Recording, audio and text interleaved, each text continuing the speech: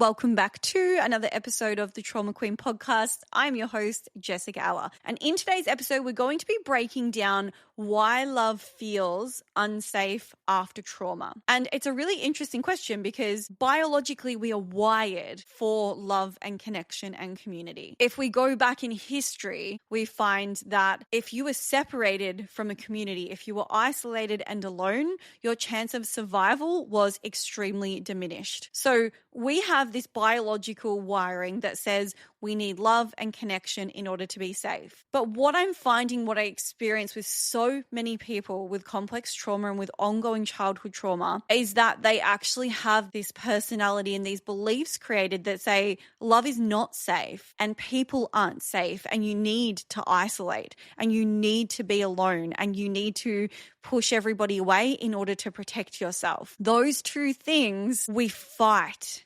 And we go back and forth and there's this biological desire and this pull to love and be loved, and we end up in a relationship and then all of a sudden something from the past triggers us and we abandon, we retract, we pull in, we cut ties, we run away, whatever the pattern is, we go back into this isn't safe. People aren't safe. Relationships aren't safe. Love isn't safe. This is essentially the subconscious belief that is underlying this problem. Love isn't safe. Love is pain. Love is suffering. Love is abuse. Love is terrifying. Those are subconscious beliefs that were created and the reason that I know that they're created, the reason that I know that they didn't just occur from nowhere and that they're coming from trauma is because, as I said, biologically, you are wired for love and connection. If you're going against that, something terrible has happened to create that. So what kind of trauma causes somebody to have these beliefs that love is unsafe and love is toxic and love is abusive? Well, it can be a number of different types of trauma, but what I have found is that it is often betrayal trauma, where the person who was supposed to be your protector, your caregiver, your example of safe love was the person who was hurting you. So your source of love and protection was also your source of fear and pain and panic and terror. This splits a person into two. This splits a person into, I still have, and especially a child, I still have this desire for love and connection, but it's also unsafe. It's also scary. I also can't trust people. You also get hurt that way. And so a lot of people, it comes back to these foundational relationships. We're looking to our parents to teach us what love is. And if your parents are verbally abusive, calling you names, screaming at you, physically harming you, emotionally neglecting you, sexually abusing you, you start to learn as a child in those foundational years. Those first 10 years of your life are your blueprint for who you are and how the world works. If in those years, the people who were supposed to love and protect you are abusing you, you start to believe, one, that is just what love is, but two, the most detrimental part as well is that is what you deserve. You believe that is what you deserve, and it's not. So what happens is, if you believe then, and you have this subconscious belief that love is abuse, especially when we come to sexual trauma, if you've equated the feeling of love with abuse, you're going to replicate that. I was like this with my father. The only time that I felt really loved by him was when he was sexually abusing me. And so I learned that love was terrifying. Love was self-sacrificing. Love was dissociating. Love was painful. Love was terror. It was panic. It was abuse, essentially. So when that was my blueprint that I went out with into the world, you can imagine the sorts of partners that I started attracting, because not only shouldn't you really use the word attracting, but the partners that I was subconsciously wired to look for as familiar were men that were going to reflect back to me those same patterns and behaviors. And what happened was, although it felt good in the beginning, I started to feel that feeling of unsafe. And the thing here as well is that I really just want to point out for a moment is that after decades of trauma, even when you find healthy love, it will still feel unsafe if you haven't worked on your foundations of love and of trust, because I believe love and trust really go hand in hand. So how can something that we crave also be so terrifying to us? It comes from the fact that we crave it because our inner child didn't get it the way that they needed it, the way that they wanted it, and because our biology craves it, because our biology requires it, but we're terrified of it because we have examples of it being unsafe. We have examples of being vulnerable, which as a child, we're always vulnerable. That is our natural state as a child, to be vulnerable. Over those years when we were vulnerable, we were hurt over and over and over and abused over and over and over. And what we eventually learned is that it's not safe to be vulnerable. It's not safe to love. And so now we equate that same situation. Love is not safe. It's not safe to be vulnerable. And we don't know when we're triggered, that we're being triggered from a past event and not from what's currently happening. What happens is our partner does or says something, or there is a familiar situation, and all of a sudden we're triggered back into that inner child, into that trauma, and into that reaction. We go back into whatever coping mechanism we had then as a child, which a lot of the time is isolation or dissociation. We isolate ourselves away from the person. And if we can't do that, if we can't escape, if we can't run, if we can't isolate, we dissociate. We leave. We leave our bodies. We check out. So how can we have this polarity? We have this polarity because we have this biological side and we have this inner child side, and then we have this adult side who has experiences, who has traumas, who has unprocessed memories and triggers, saying, hold on a minute, remember all those times that you trusted and you got hurt and abused and let down? It's safer to be alone. It's safer to single. It's safer to just be by yourself. You're happier on your own. And because it goes against our biology, we struggle and we suffer because we do need that love and connection. So we end up just having this huge fight with ourselves constantly. And this doesn't just show up in romantic love. This also shows up with friends and with family. These attachment styles, the way that we connect to people, the way that we lean in, and that inner child just takes charge and just wants that love and connection and makes a new friend and has a deep conversation, and then gets triggered by a response and retracts, pulls back, ghosts that person, deletes them out of their life. The way that we do that is not different between romantic relationships, friendships, family. We do it across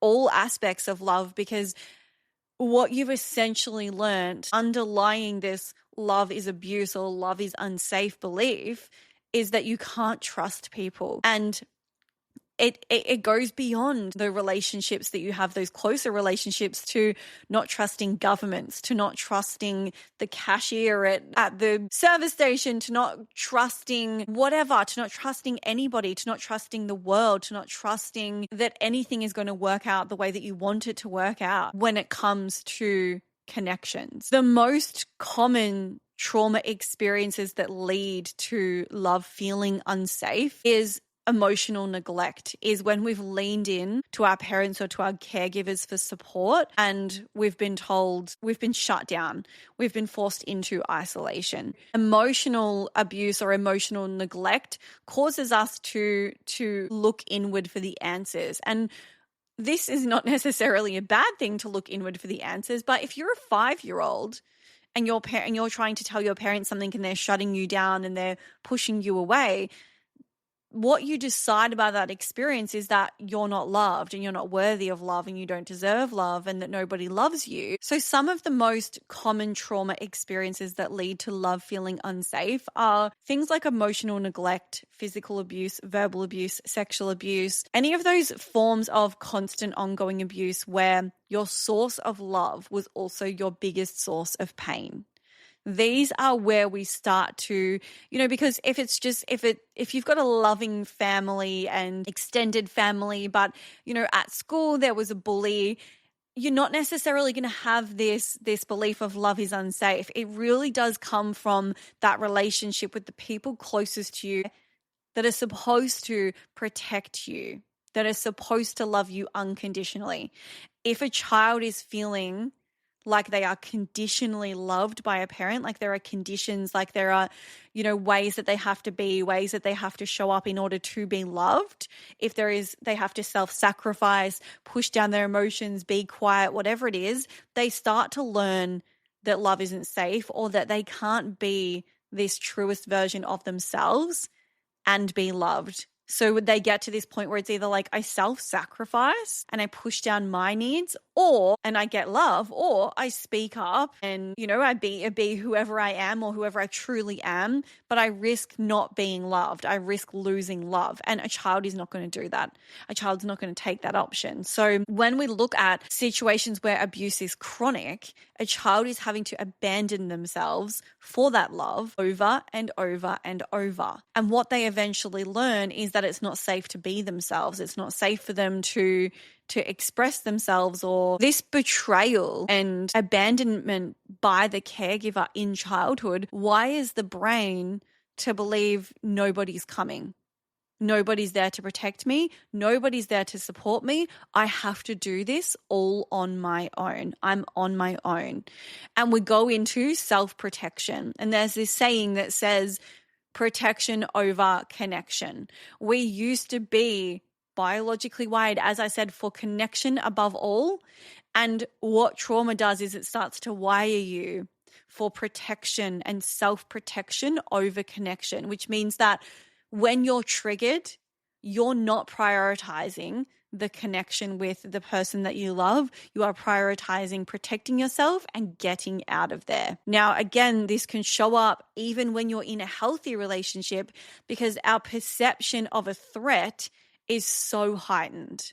When you've been through constant chronic childhood trauma, you have so many triggers. You have so many examples of hurt and pain and suffering by the people who were supposed to love you, that certain smells, certain words, certain situations in everyday relationships will be constantly triggering you to be reminded of this situation where the people that were supposed to love you betrayed you and abandoned you, and you had to go into self-protection mode. So children don't automatically go into self-protection. They are very vulnerable, as I said. It happens through long-term chronic abuse, where a child will then go into self-protection because they've learned that they have to. Now, this learning is positive because it allows them to survive the situation, but it's negative later on down the track because all of a sudden they're protecting themselves from a threat that no longer exists. And beyond this threat being stored in their subconscious as a trigger, as something that, as a word or a sound, it is also stored in their body, in their nervous system, in the way that they might be. It is stored in their body, in their nervous system. Their body remembers what it felt like to be shut down, to be criticized, to be isolated. Their body remembers. And so it goes into this self-protection sometimes without the mind even being involved. The body is sending information up to the mind, 80% of information, in fact, 20% is only coming from the mind down. So a lot of this is also just happening in your body, where you feel like you want to move away. You feel triggered. You feel like you've moved into fight or flight. You want to run, you want to escape, you want to fight. These things are being reproduced constantly by your nervous system. Why?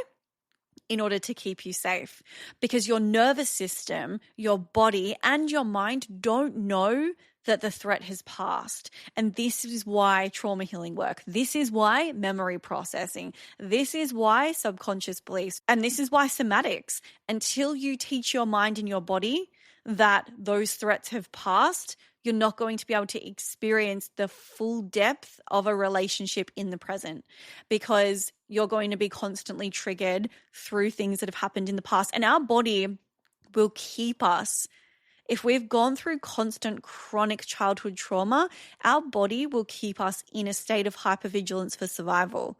So it thinks that you have to be on all the time, ready. How many of you can relate to evaluating every single word that your partner says, filtering out for any lies, any incongruencies, filtering out for any tiny hint of rejection or cross-examining all of their red flags and do they have red flags and are they good? Like breaking it down and just overthinking and overanalyzing these people and these relationships in our lives. That process is coming from a nervous system and a body that is trying to generate some stress in order to keep you activated. Because the theory, but from the body's perspective, is that if you're constantly activated and you're constantly in fight or flight, you're ready. Like your senses are heightened. Your eyesight is sharpened. Your reflexes are faster. You're ready for anything. If you're in a relaxed state, if you're just in the flow of life and you're just relaxing and having a good time, you're not ready for an attack. Now, again, is there actually an attack coming? Are you in a healthy relationship now? If you're not in a healthy relationship now, chances are that has come about because the person that you fell in love with felt familiar. They felt similar to the person who created the wound in the first place. And we choose those people because there's a part of us, there's a wounded inner child that wants that parent specifically or that person specifically to show us finally that they love and accept us unconditionally.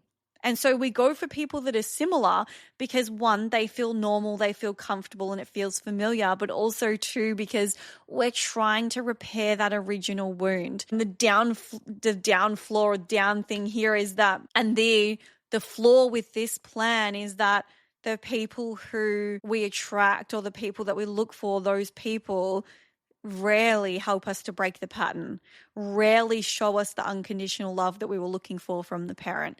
They're a continuation of the cycle. And so in those situations, love feels unsafe because it feels familiar. It feels unsafe because that love reminds you of the love that you had as a child. And I remember being in a past relationship and realizing that although the relationship that I was in, he was obviously a completely different person to my father, the way that he made me feel unsafe, constantly on edge, walking on eggshells, was so similar, almost exactly the same to the way that I had felt with my father. And so although love felt extremely unsafe and it was normal for me for love to feel unsafe, it still felt like shit. It still felt like this can't be it. I want something more. And that is that pull between those two sides. The part of you that wants more and the part of you that wants that healthy, safe love. And then there's the part of you that doesn't believe it's possible. There's the part of you that has all of these past limiting beliefs holding you back. And spoiler alert, once I started to process those memories, once I started to look at what my subconscious beliefs were around love and safety, around vulnerability, once I started to realize that, self-isolation and protecting myself wasn't protecting myself because it wasn't moving me towards the kind of love that I wanted. Once I started to unpack all of those layers, I started to realize how much more deep love can be. And, I have healthy, safe love now. And I'm going to be real with you. I still get triggered. I still have triggers. And I have to really check myself and think, is this something that he's doing that is toxic and is wrong and is a manifestation of, of that I've been attracted to him because there is a pattern and because he's similar to the love that I've always known? Or am I triggered? And am I inflating a behavior and making it mean something that it doesn't mean? Am I triggered? Am I trying to push away love? Because for me, for the first 30 plus years of life, love felt unsafe and it was unsafe to be vulnerable. And every time I go one step deeper into vulnerability, into being more myself, into sharing something deeper, into a newer level of love, my go-to is to retract, fucking make a problem, get triggered, blow the whole relationship up in my mind and run. And so this is my go-to. And I tell you this because now I have the capacity to notice when I'm doing it. Now I have the capacity to go, okay, let's just evaluate this here. Let's just take a step back. You've been triggered, do the regulation tools. I'm able to actually step back and unpack it, but it doesn't just go away when you've been through long-term complex childhood trauma. So I have to really ask myself, well, what do I want?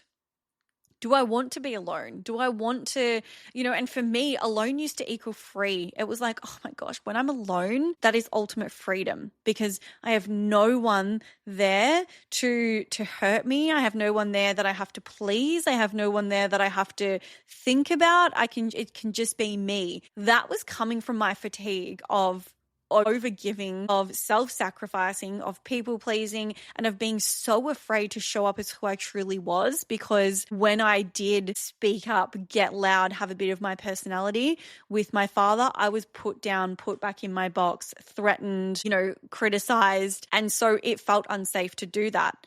So as I start to bring forward more parts of myself into the relationship, that vulnerability feeling is like jumping out of an airplane, although I haven't done that, but it feels like the same thing of like, it feels like there's nothing to catch you. And the only way that you can build capacity to experience deeper love is to keep jumping. And the way that we tend to protect ourselves when love feels unsafe is we start to analyze that person. We start to pick them apart. We pull away. We might break up with them. If you're an avoidant, you cut them off, ghost them, you break up, you run. Or we can start to go inward. We can start to self-isolate. But those are more commonly the ways that we start to, that love feeling unsafe starts to manifest. What happens is, if for anyone who has ever been strung along by somebody who's in and out, somebody who is avoidant, who leans in and wants the love and then they ghost you, and then, a few months later they come back again and then it's all good and then they ghost you again, somebody who's kind of leaning in and then pulling back away and becoming avoidant, that is coming from somebody who is trying to protect themselves. And what they're trying to protect themselves from is being vulnerable, is love, because they believe that love is unsafe. So if you're constantly retracting, pulling away love, the part of you that leans back in is that biology, is that part of you, that inner child that wants the love, that wants the connection, that craves it. And so you think, I'm going to do that. I'm going to reach back out to that person. As soon as you get triggered, or as soon as you get any intimacy or closeness or anything that even slightly resembles the past relationship that you had, any feeling, any phrase, any word can trigger it. And all of a sudden you go back into self-protection. So what we're really doing is we're leaning into love and connection or into self-protection. So every time you pull back, every time you pull away, every time you feel so unsafe in that vulnerability, I want you to look at what you are protecting yourself from. What are you actually protecting yourself from? Okay, yes, it's getting hurt. Getting hurt in what way? And what would happen if you get hurt? And what would happen then? If you got your heart broken, okay? You get your heart broken. What's the worst thing that could happen if you got your heart broken? I might be mentally unstable, or I might give up on love altogether, or I might, whatever it is. I want you to unpack what it is that is the worst thing that could happen if you leaned in, and start to actually look at the underlying fear, because I can almost guarantee that the underlying fear of what you think is going to happen is either one, not realistic, or two, is actually not as bad as what you thought. So a lot of people will either push people away or unconsciously choose emotionally unavailable partners in order to continue this cycle. Because if you're constantly choosing an emotionally unavailable partner, unconsciously, obviously, you're choosing them. If you are continuously choosing unavailable partners, this is a protective pattern as well, because you're choosing someone that's not available to you, because then you don't have to get too close, because you've got this underlying belief that love is unsafe, that it's not safe to be vulnerable. It's not safe to trust people. So I also want to talk a little bit about why this unsafe love can be so addictive, and why then safe love, especially after you've had this pattern, can feel so boring. Because what happens is we have this belief that love is not safe. And so with that comes a level, especially when we're meeting new people, of anxiety, of activation, that can be misinterpreted as excitement. It can be misinterpreted as sparks. And so if we're used to a love that is intense, if we're used to a love. And again, this comes back to childhood relationship that you had. If your parents were abusive and neglectful and you had to walk on eggshells, but then every so often they would shower you with rewards and treats and give you so much love and like essentially love bomb you and then treat you poorly again, you know eventually that you're going to get the good treatment again. And so you learn to anticipate that and to get excited for that. And what happens is you enter into these relationships, it's all, fireworks, and then we misinterpret that those fireworks and that excitement as meaning that this is the right person, when in actual fact, this person feels familiar. What happens then is when you meet somebody who could give you that safe love, because your mind is telling you that love is not safe, when someone mirrors that back to you, when someone shows you, I'm here, I'm loving you, and I'm safe, we don't think it's love. All of a sudden, we're like, that's not love. That must be friendship. That person's boring. What's happening is they're showing you safe love, but because you don't have a framework for it, because you don't know how to hold it, because you haven't experienced it, you don't perceive it as love. Therefore, you label it as cold, as boring, as a friendship, as not my person, we're not connected, we didn't have the spark. You label it as that because you don't have the framework for self-love. So we misinterpret those sparks and those fireworks and that fight or flight as a signal that this is a yes, ignoring the signals for the fact that safe love does feel to a nervous system that has been traumatized, a nervous system or a subconscious mind that has been through ongoing complex trauma. We don't realize that safe love, we don't know what it feels like. We don't know how to hold it. So the first step to making love feel safe again is one, to rewire the subconscious. Look at what your beliefs are around love. Look at those foundational relationships that you have and where you learned what love is, what love looks like, how love shows up, what love feels like, what you have to do in order to be loved. Look at all of those beliefs and start to break them down. If you don't know how to do this, we do this in Triggered to Thriving. This is why I created the series. We look at love wounds, past relationships, childhood experiences, like all of these questions and so much more are in the journal prompts, in the healings, in the video content that you learn from. You learn how to uncover what your attachment style is, what you believe about love, and start to reprogram it.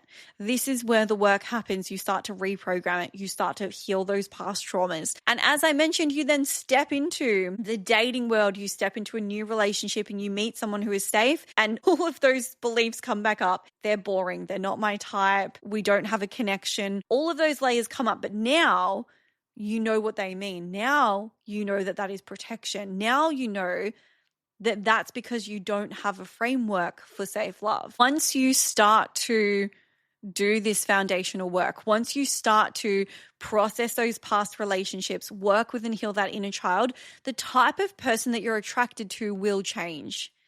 But it is going to, once you engage in that relationship, those self-protective patterns and thoughts are going to come back in really strong. So it's about having self-awareness and going, okay, is this person boring? Is there no spark? Or am I protecting myself from something that feels different, from something that feels unfamiliar, from something that I say that I've wanted, but I haven't been able to hold or experience, and it feels uncomfortable for me? And get really, really clear with yourself on where you might be sabotaging yourself. So one of the things that, if you're listening and you're like, I'm not sure if I'm afraid of love still, I'm not really sure if I fall into that category. One of the most common things that I find women do is they put on a mask. So if you feel like when you are around your partner or your friends or your family, you're putting on a mask, you're being who they want you to be, you're feeling like you can't fully be yourself, or there's this feeling of like holding back or pulling back, this is a sign to me that love feels unsafe to you. This is a sign to me that it doesn't feel safe for you to be vulnerable. And I want you to also start to think about whether vulnerability is safe to you, but also what vulnerability means to you. What is the worst thing that could happen if you were vulnerable, completely vulnerable in your relationship? What is the part of you that you're hiding? What is the part of you that you don't feel like you can show to anybody else or that you can't bring into any of your friendships or relationships? That part needs to be worked with. That part thinks that it's protecting you from not being hurt. It thinks it's protecting you from pain, but in actual fact, it's causing pain. Because what it feels like when love finally feels safe is that you can just relax. You can just be yourself. I remember when I met Gav, the first thing that I noticed was that my body wasn't tense. I felt relaxed. I felt at ease. I felt like I could say or do anything and I wouldn't be judged. I felt like I didn't have to wear a mask anymore. This to me is what safe love feels like. You feel safe to be around them. If you are around your partner, around family, around friends, certain people, and you find yourself clenching your fists and tensing your body, this is a sign that that person doesn't feel safe to you, that that person doesn't feel safe to your body. So you can start to listen to your body, but this is what love feels like. It feels like after you've gone through and you've healed that trauma and you found that safe love, it feels freeing. And I never thought that I would say that because to me, in a past healing session that I had with one of my therapists, I realized that I had this belief that there was either love or freedom. And if you think about that with the examples that I gave in the beginning, there's either love, connection, acceptance, community, what we're biologically wired to crave and desire, or there's freedom, which is essentially for me, it was protection, isolation, but it was free because it felt free because I was on my own. I didn't have to think about anybody. I didn't have the pressure that came with love. And for me, it was always like, I can be free and powerful, or I can be loved and in love, but I can't have both. And if you're in this situation, I want you to know that you absolutely can have both. Love can actually make you more free. Love can actually make you more powerful. And this is what you'll experience with safe love. You feel more supported. You feel more capable, more excited, more free. There's no limitations. If love feels limiting and restrictive, if it feels like you can't have love and have whatever else it is that you desire, you need to look at the relationship that you're in, but also what beliefs you have around what's possible with love. Because this belief for me with this love versus power was like, I could either love my dad and give him everything that he wants and be who he wants me to be and self-sacrifice and dissociate and people please and push it all down, but I would get that feeling of love and that was all that mattered. Or I could fight back. I could stand up. I could say, no, that's wrong. I could get angry. I could protect myself. I could be in my power. I could take back my voice and I could be free. But those two couldn't exist at once. And I didn't feel that they could exist at once. And so I now have this experience of where you can speak up and you can be free and you can be powerful and you can take back your power and you can be loved, and love can amplify that, and your freedom and your power can amplify your love, and that those two things can coexist. That is safe love. So in summary, the reason that love feels unsafe for you is because of your past experiences. You need to process those traumatic memories. You need to look at what your subconscious beliefs are around love. And if you want to unpack this in depth, head to my website and have a look at Triggered to Thriving, because it has everything in there that you're going to need to get through these love blocks, to get through these love wounds, and to come out the other side to find that safe, freeing love that you've been craving. Thank you so much for listening. I love that I can keep these episodes free for you, free advice, free conversations. I don't want to ever have any ads. I want this accessible to you. So if you could like, subscribe, leave a review on whichever platform you're listening on, it would help me so much. I appreciate you being here. Send this episode to anybody who needs to hear it, and I will see you next week on the Trauma Queen podcast.